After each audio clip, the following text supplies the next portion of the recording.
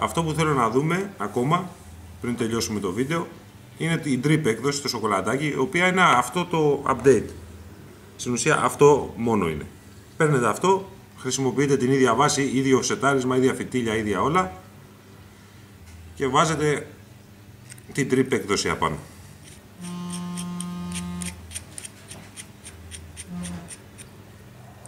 Βάζουμε την drip έκδοση, βάζουμε το drip.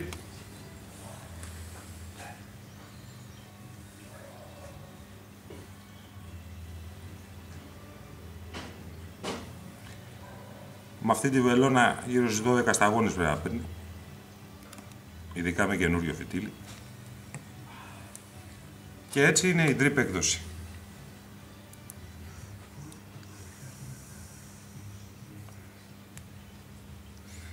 Στην ουσία αυτό εδώ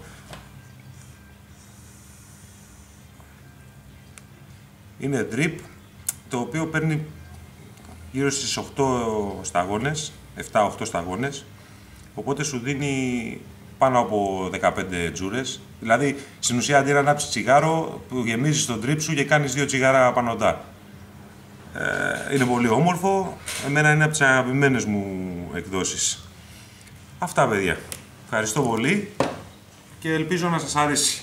Γεια σας.